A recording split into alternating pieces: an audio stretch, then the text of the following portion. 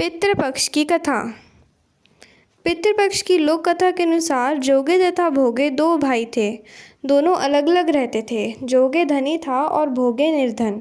दोनों में परस्पर बड़ा प्रेम था। जोगे की पत्नी बड़ी ही अभिमानी थी, किंतु भोगे की पत्नी बड़ी सरल हृदय थी।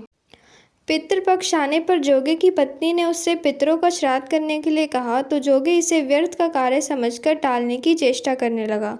किंतु उसकी पत्नी समझती थी कि यदि ऐसा नहीं करेंगे तो लोग बातें बनाएंगे। फिर उसे अपने मायके वालों को दावत पर बुलाने और अपनी शान दिखाने का यह उचित अवसर लगा। अतः वह बोली, आप शायद मेरी परेशानी की वजह से ऐसा कह रहे हैं, किंतु इसमें मुझे कोई परेशानी नहीं होगी। मैं भोगे की पत्नी को बुला लूँगी, दोनों मिलकर सारा काम कर लेंगी। फिर उसने जोगे को अपने पीहर न्योता देने के लिए भेज दिया। दूसरे दिन उसके बुलाने पर भोगे की पत्नी सुबह सवेरे आकर काम में जुट गई।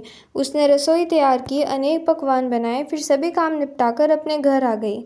आखिर उसे भी तो पितरों का श्राद्ध तर्पण करना था। इस अवसर पर ना तो जोगे की पत्नी ने उसे रोका, ना वह रुकी। शीघ्र ही दोपहर हो गई। पितर भूमि पर उतरे।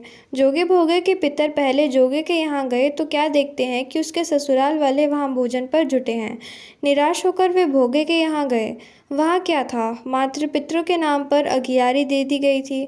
पितरों ने उसकी राख चाटी और भूखे ही नदी के तट पर जा पहुँचे। थोड़ी देर में सारे पितर इकट्ठे हो गए और अपने अपने यहाँ के श्राद्ध की बड़ाई करने लगे।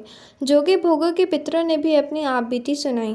फिर वे सोचने लगे, अगर भोगे समर्थ होता तो शायद उन्हें भूखा ना रहना पड़ता, मगर भोगे के घर में तो 2 जून की रोटी भी खाने को नहीं थी।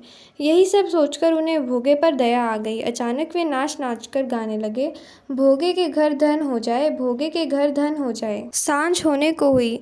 भोगे के बच्चों को कुछ भी खाने को नहीं मिला था। उन्होंने माँ से कहा, भूख लगी है।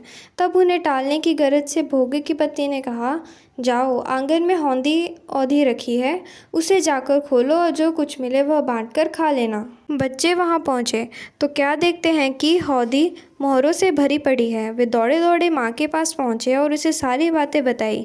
आंगन में आकर भोगे की पत्नी ने यह सब कुछ देखा तो वह हैरान रह गई। इस प्रकार भोगे भी धनी हो गया, मगर धन पाकर वह घमंडी नहीं हुआ। दूसरे साल का पितृपक्ष आया। श्राद्ध के दिन भोगे की स्त्री ने 56 प्रकार के व्यंजन बनाए। ब्राह्मणों को बुलाकर श्राद्ध किया, भोजन कराया, दक्षिणा दी। जेठ जेठानी को सोने चांदी के बर्तनों में भोजन कराया। इससे पितर बड़े प्रसन्न तथा तृप्त हुए।